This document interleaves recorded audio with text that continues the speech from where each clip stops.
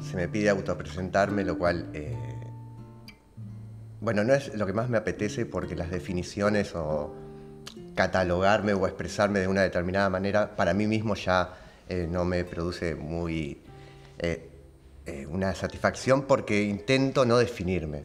Es como en la búsqueda misma en lo teatral, intenta ser algo mutante, nómade, cambiante.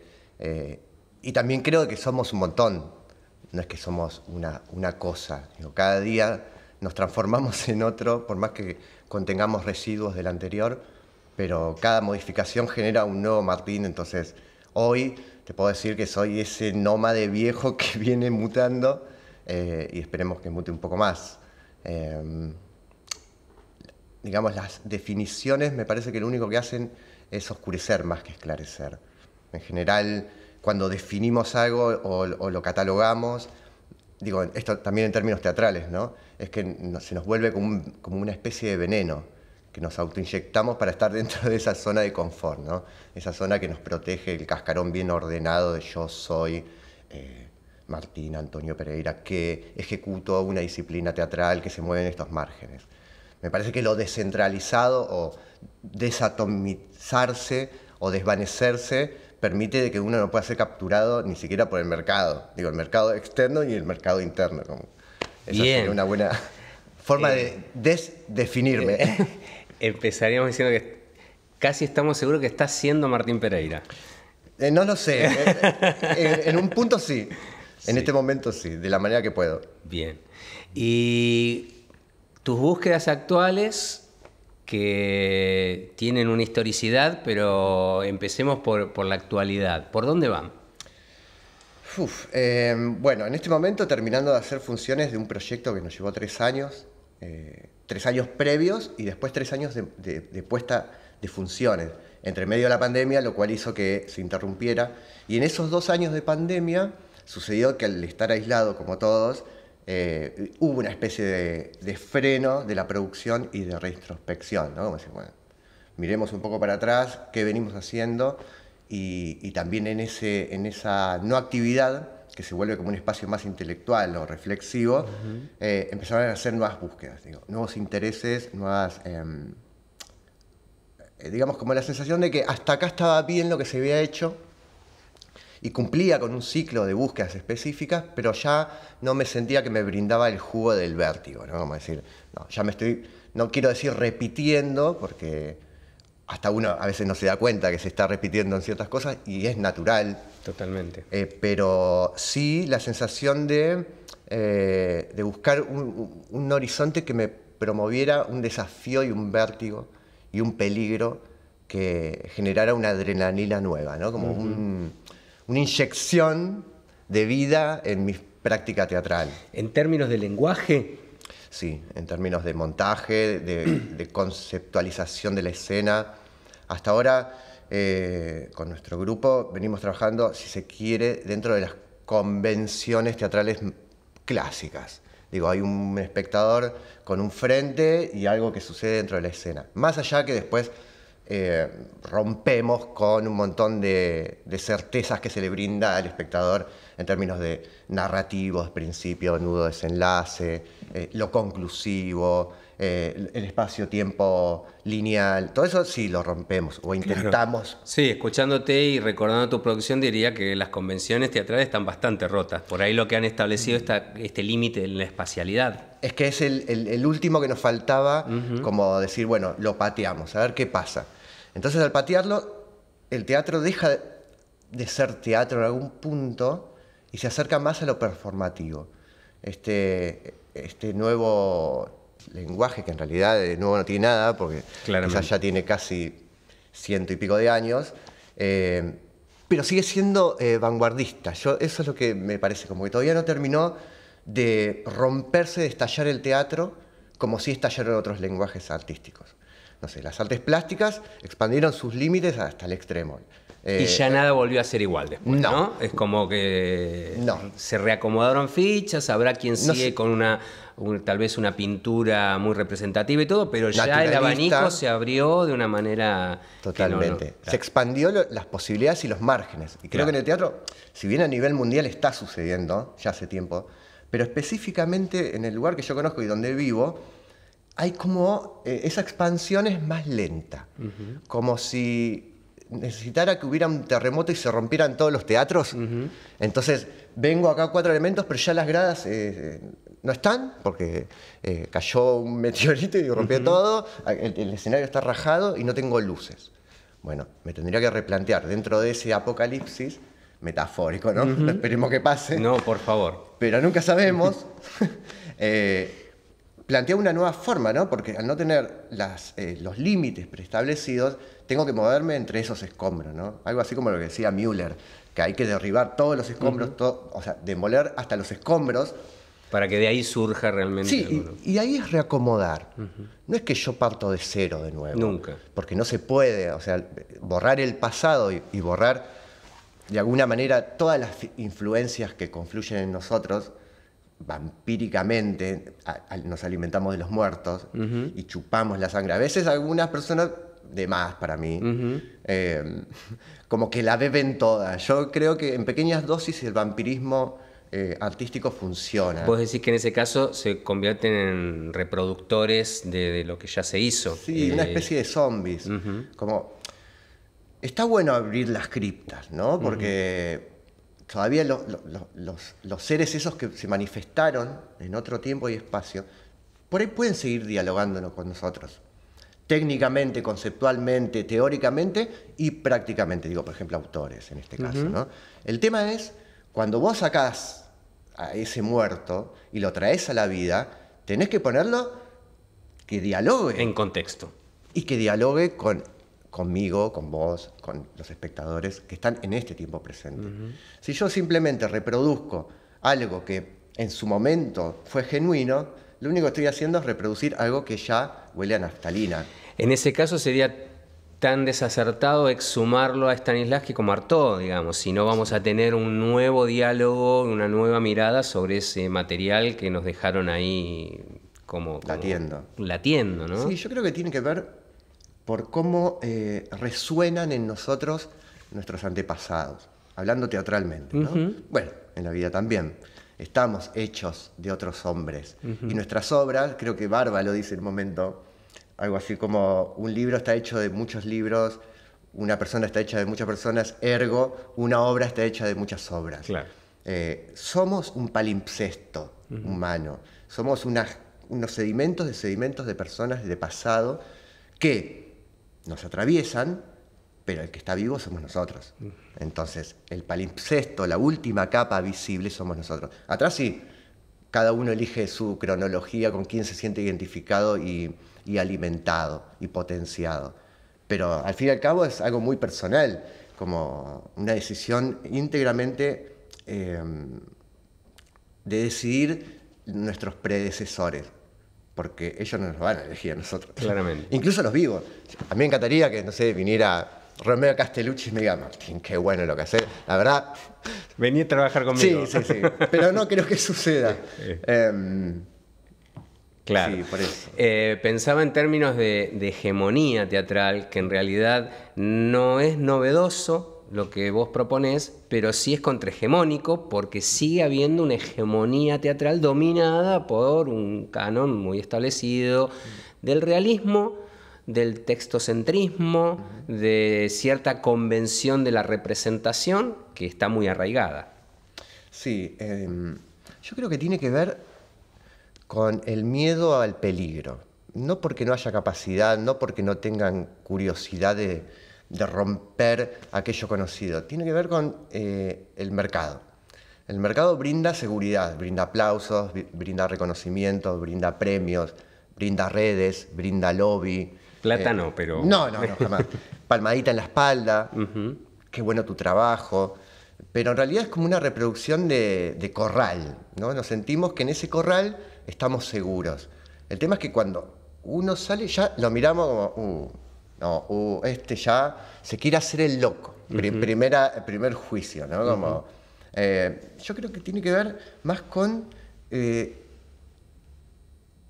algo social, ¿no? Cultural, de esto de aglutinarse bajo categorías, ¿no? Como decir, bueno, yo hago teatro de... teatro cómico, teatro político, teatro grotesco, teatro realista, lo que fuera, la categoría que sea. Pero dentro de esa categoría me siento seguro. Claro.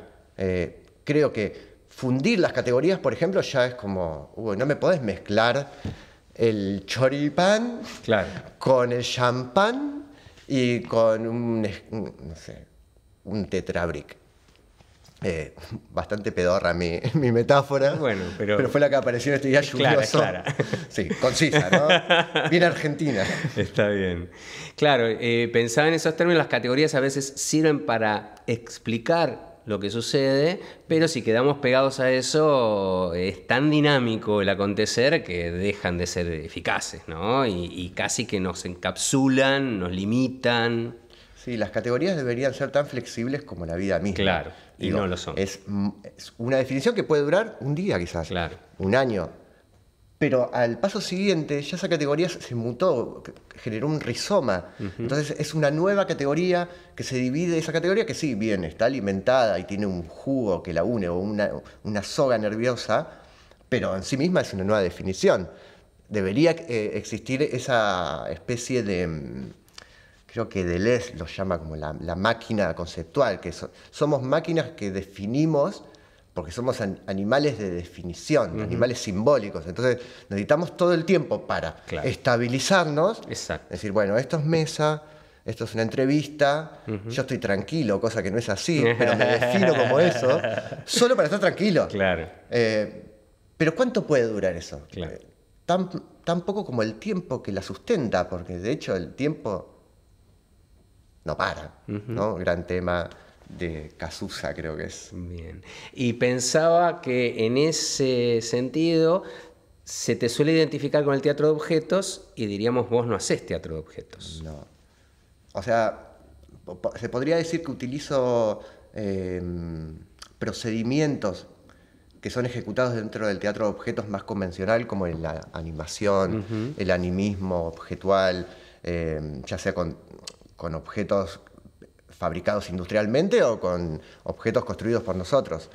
El animismo antropomórfico lo utilizamos bastante, y las máscaras, porque nos parecen que nos posibilitan como herramienta una transfiguración y un extrañamiento de la escena que el actor o el texto o los demás elementos por sí solos no nos pueden dar ese portal.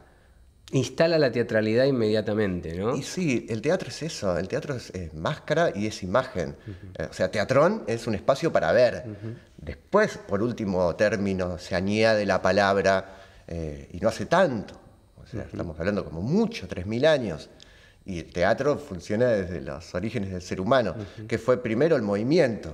Bueno, ahí ya nació el primer corpus escénico. Y luego, después, era la transformación de mascarada a través del vestuario y de una máscara para conectarse con lo invisible, que lo invisible sigue estando. Ese es uno de los grandes problemas del teatro, que no digo que no hay que reflexionar sobre la realidad, y de hecho me parece que es necesario, y que el teatro es el análisis de la crisis humana, pero ese es un aspecto.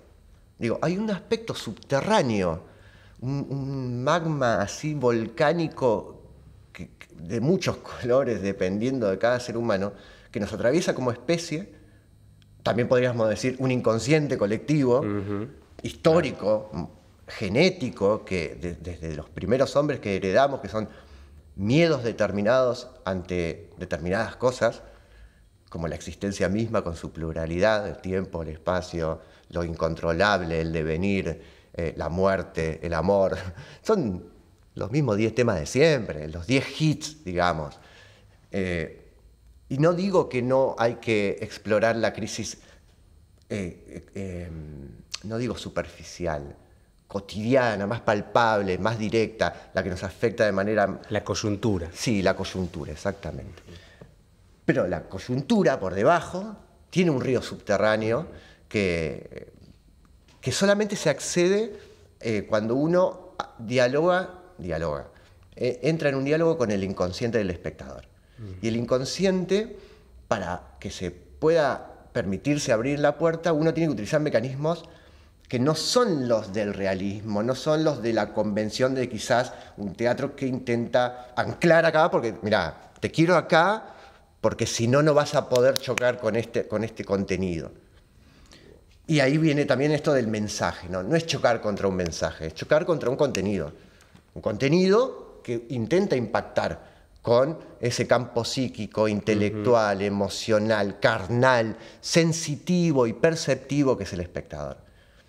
Muchas veces ese teatro se dirige a la razón, claro, ¿no? Al intelectual, al campo plenamente racional. Y solo lo consciente, además, con lo cual sí, más limitante, porque pensaba en términos de lo que vos decías, que ahí también están pulsando los miedos, ¿no? Es mucho más fácil conectar también, no solo con los miedos propios que te permiten producir y reelaborarlos, sino también los miedos de nuestros espectadores. Claro. Lo interesante sería cómo uno, es mi obsesión, de hecho es lo que todo el tiempo estoy investigando, más allá del trabajo específico de cada montaje, pero es cómo hacer resonar esto que está sucediendo artificialmente en un lugar totalmente genuino que no tiene nada de artificial como el ser humano. ¿Cómo logro generar una condición de vida en algo que no la tiene, para que cuando llegue allá, o acá, o donde esté el espectador, no importa, sea más vivo incluso que lo real? O por lo menos que entre en las mismas condiciones de bio, ¿no? Cómo le insuflo vida a algo que, en general, todos estamos de acuerdo que no es real. Hay una suposición, una artificialidad pero no somos niños que nos pueden engañar y decir, no, che. Entonces, ¿cómo logro, por mecanismos muy sutiles, acceder a esa realidad irreal, por decirlo de alguna forma? Bien. Y Martín, ¿cómo considerás que debería estar preparado y preparada el actor y la actriz para abordar este tipo de enfoque, esta metodología? Es decir, requiere de herramientas específicas. Vos tenés una compañía que tiene una cierta estabilidad, pero seguramente dialogás con actores y actrices que no vienen formados bajo este paradigma. Sí. Bueno, yo estudié en la EMAD y también en Tandil, entonces transité como la pedagogía en general que se aplica en las escuelas de teatro para el actor y la actriz, ¿no? Como que se repiten, bueno, son programas, ¿no? Claro. Programan un determinado modelo de actor y de actriz, que en general lo que hacen es dejar de lado un entrenamiento que es, me parece a mí entender como el principal, que es, primero, la capacidad de mutación, no ya de un personaje a un personaje a la cáscara, ¿cómo decir? Al vestido carnal del personaje. Entonces, yo me deformo. Sí, una caracterización. Una caracterización, exactamente. Sino hablo de una mutabilidad plástica. Pero no en términos de género, sino en términos de posibilidades infinitas de generar corporalidades sígnicas, que sean más anagramáticas. Es decir, que no me definan quizás una psicología, un carácter, pero sí que tengan la posibilidad de, desde afuera, ser leída con la propia biografía. Esto, a ver si lo explico, porque es complejo. Es cómo puedo romperme, hablando de esto de hoy de los escombros, para generar una arquitectura totalmente nueva en cada propuesta que me vienen a ofrecer como desafío de dirección. Es decir, que estén preparados para la multiplicidad de razonamientos, de estrategias, de posibilidades plásticas. Nunca se enseña los límites del propio cuerpo, porque expresión corporal, ya sabemos lo que es todo, ¿no? Tiene una estructura arcaica que además lo único que hace es mimarlo, es decir, no, ahora ves azul y sentís un calor. Y los sentimientos en teatro no existen. Primero, es un mito. O sea, yo no tengo que componer a partir de un sentimiento, ni propio ni externo. Yo lo que compongo es una artificialidad tan convincente y polisémica que puede dialogar sin dialogar, por ejemplo, sin tener textualidad, que puede generar emociones sin transitar una emoción. Para eso tengo que tener una noción y una conciencia de cada partícula de mi cuerpo, y para eso tengo que atravesar entonces todos los lenguajes físicos que atravesó el teatro, desde los más antiguos, los clásicos, comedia dell'arte, Buffon, clown, no sé, todas las máscaras pedagógicas de Lecoq, para luego transitar un abismo más, que es, de alguna manera, ese espacio donde... ¿cómo sería? Está ligado a la danza. O sea, por ejemplo, en el teatro no se forman bailarines. Y la división, esa escisión tan estúpida entre el teatro y danza, que me parece para aborrecer, porque en realidad el teatro es danza y la danza es teatro, no es que son dos campos totalmente separados, o entre las artes plásticas y el teatro, o entre las artes plásticas y el cine, o entre las artes instalativas y cualquier expresión de arte vivo contemporánea. Entonces, me parece que me estoy yendo a cualquier lado. No, pero el salto que le faltaba dar después de haber recorrido. El cuerpo, ¿no? Básicamente es el cuerpo. Es regresar a eso. Sí, sí, se ha dado mucho valor y mucha preparación al caparazón de personaje y al texto, y a que se escuche bien y a no dar la espalda, pero lo verdaderamente esencial me parece que no se transita en las pedagogías. Y lo que yo pretendo, por lo menos con mi grupo, que por suerte me siguen bancando y dicen, bueno, oye, Dios, ¿no? Ahora con qué va a venir, tiene que ver con eso, con el concepto de que sé que ellos pueden mutar, de que sé que puedo presionarlos en el buen sentido, como para que den un salto dentro de ellos mismos. Un salto, digo, de experiencia, un salto emotivo, entrar en una zona de riesgo, ¿no? Y ahí animarse a correr los peligros de los que hablábamos también al comienzo. Cada montaje, cada obra, cada proyecto que uno inicia, debería ser un nuevo contrato. Con uno mismo, con las personas que trabaja y con los que lo van a ver, a asistir. Porque si no, no está vivo. Digo, si yo no tengo la posibilidad de sentirme en un lugar nuevo, en un lugar desconocido, voy a repetirme. Invariablemente voy a estar haciendo una falsificación de mí mismo, una autorreproducción. ¿Que puede funcionar? Sí, tranquilamente. De hecho, es mucho más factible que funcione lo que yo ya certifiqué, que esa receta es exitosa, pero ya sabemos que el mercado... o sea, lo exitoso sí siempre lo va a comprar y lo va a reproducir. Pero lo que es inexitoso, ¿existe esa palabra? Ponele. Ineficaz en términos de mercado, no va a sobrevivir. Y bueno, ese es el problema que tenemos también nosotros. ¿Y lo ves viable dentro de las academias eso? Es decir, ¿es un problema de conservadurismo de las academias o realmente también habría que romper todo hasta los escombros para que pueda ingresar una propuesta como la que estás ahí bocetando? Yo creo que es factible utópicamente hablando. Claro. O sea, es un oxímoron, ¿no? Pero claro. Yo creo que hay que arrancar, no te digo de cero, pero sí empezar a revisar, y no solamente en lo académico específico, digo, también en las escuelas. Digo, todo lo que tiene que ver con educación y con la relación entre alguien aprendiendo y alguien enseñando, tendría que revisarse por entero. Porque sigue manteniendo como estructuras que son muy arcaicas, que fueron planteadas, de hecho, para contener, disciplinar, controlar. Y ya sabemos a lo que lleva eso, ¿no? Lo tenemos a la vista, a que todos odiemos lo académico, de que lo académico, o sea, ya la palabra academia, ¿no? Como de los griegos, ya está, me parece que pasó el tiempo y podemos hablar de otro espacio, podemos hablar de espacio de formación o deformación, o romper con esa ortodoxia y esa nomenclatura que conserva a todo sin importarle nada, porque lo único que hace es quemar en términos emotivos, psicológicos. Bueno, todos los tipos de abusos que se puedan imaginar se producen dentro de las instituciones académicas. Lo he vivido porque me metieron desde el jardín y ya empecé a sufrir. Digo, ¿pero por qué tengo que estar 4 horas? No, porque tenés que socializarte y es lo que te conviene. Yo soy un antisocial, no sirvió nada. O sea, digo, me parece que era al revés. Si vos me escuchabas un segundo y me esperabas, quizás yo de a poco pedía solo la integración.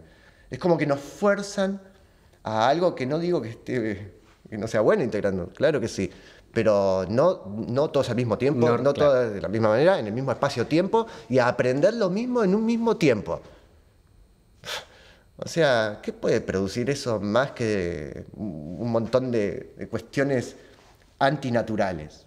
Va a haber violencia, va a haber crisis, vamos a querer todos destruir las escuelas, como sucede. Y volviendo a tu creación, pensaba en términos investigativos. Cada obra está precedida de un proceso investigativo.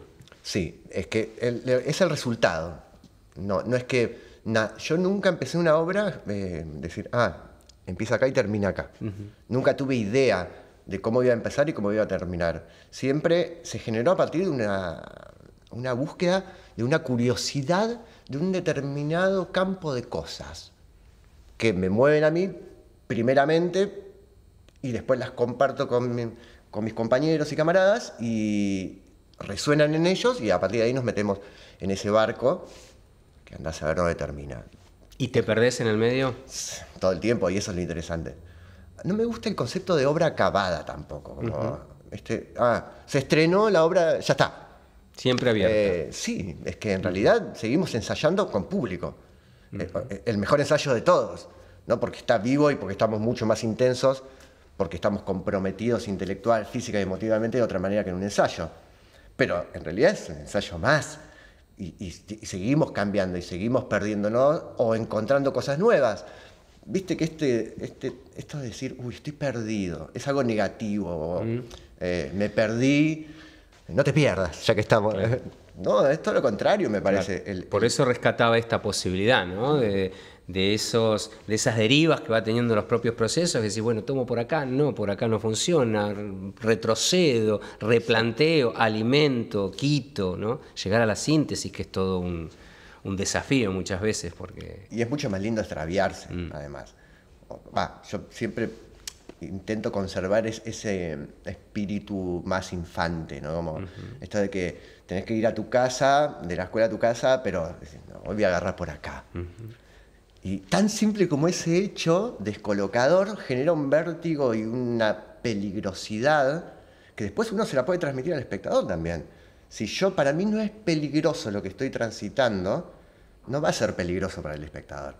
Y a mí lo que me interesa es que la escena permanezca amenazante, que me amenace a mí mismo, que me interpele primeramente como primer espectador, como director, pero después, inmediatamente, yo tengo que certificar de alguna manera si es amenazante también para el espectador, ¿no?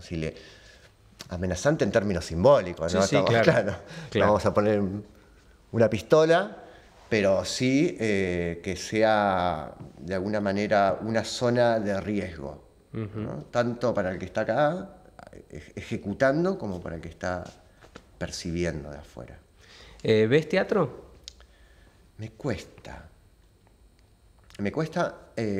no solo el teatro local, el teatro en general. Voy bastante a Buenos Aires, suele haber producciones en lo posible extranjeras, o alguna que me recomiendan específicamente. Y por ejemplo, ahí no encuentro grandes diferencias. De hecho, he visto mejores producciones en Mar del Plata que en Buenos Aires. Digo, todo esto que nos venden de la metrópolis es el mejor teatro o lo bueno está ahí. Bueno, fue más la basura que el banquete. Sí. Y Mar del Plata creo que tiene... Mar del Plata es extraña. Es como un bicho raro, ¿no? Que todavía no... Está bueno también. Pero, digo, hay mucha producción... porque hay muchas salas y está la escuela de teatro, ¿no? Entonces eso genera mucha producción, pero bueno, no hay, digamos, es difícil encontrar la manera de de que eso no suceda, porque no existe la policía del teatro, no existe un censor, y si vos tenés la plata para hacerlo y el tiempo, lo puedes hacer. El tema es que lo que veo es que no hay mucha investigación, mucho tiempo de investigación. Ni reflexión sobre lo que se hace, ni cuestionamiento de lo que se está haciendo, ¿no? No sé si coincides en esto. Sí, no hay casi cuestionamiento. De hecho, no hay crítica. Una crítica, la crítica no es ni buena ni mala, es. Incluso de los pares. Por eso, de alguna manera, se tendría que romper. Porque si no, también el narcisismo, la autoconservación, estoy en mi burbuja y no soy sincero con el trabajo de los demás, tampoco el otro va a ser sincero conmigo. Claro. Entonces, primero hay que romper como esta cosa de, somos teatristas. Una gran familia. Sí, la gran familia, ¿no? Las familias ya sabemos. Entonces no metamos conceptos que no están buenos. Claro. Lo de la comunidad. No, o sea, seamos sinceros, las comunidades se construyen en base a generar diálogo. Si no, es un grupo de gente autodenominada con un título. Pero la comunidad real, la comunità, como dice Expósito, este filósofo italiano, se genera justamente por las diferencias.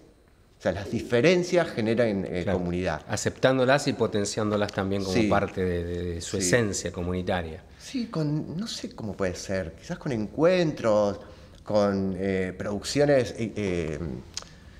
híbridas, como decir, 10 grupos o 10 directores y 50 actores y actrices salen sorteados por número y tienen un mes para hacerlo. Está bien. Me decís, ¿y quién lo paga eso? ¿No? ¿Quién lo paga? Porque eso es tiempo. Claro. Y ahí empiezan los problemas, ¿no? No hay apoyo. Vamos terminando, pero me gusta cerrar con una pregunta que alimenta nuestro imaginario. ¿Cómo vislumbrás el teatro en el futuro? El teatro del futuro, o el teatro en el futuro. Deseo que primero ya no se llame más teatro. Que no lo podamos reconocer casi, que se haya convertido en otra cosa. Sí que conserve 2 elementos, que son los primeros y que deberían ser los últimos antes del meteorito que hablábamos hoy, que son el sentido de comunidad, de encuentro y de intercambio de materiales intangibles, emocionales, psíquicos, culturales. Y la celebración. ¿No? La celebración no siempre es festiva. Yo puedo celebrar de que estoy vivo y estoy charlando con vos y que quizás dentro de un rato no. Entonces, el teatro de alguna manera nos enfrenta a nuestra finitud. Digamos, hacemos teatro incluso, creo, para escapar a la muerte. Porque si no, ¿qué sentido tiene? O sea, yo a veces me lo pregunto, ¿por qué? No digo, podría haber sido abogado, porque eso tampoco, pero ¿por qué la mutación? ¿Por qué necesito ponerme máscaras? ¿Por qué ser otros? Y creo que tiene que ver con eso, con estoy frenando poéticamente la disolución, la finitud, el desaparecer, ¿no? El no tener voz, el no tener carne, el no poder estar en contacto con otros espíritus, con otros cuerpos. Es una carrera contra eso, ¿no? El teatro. Gracias, Martín. Gracias a vos.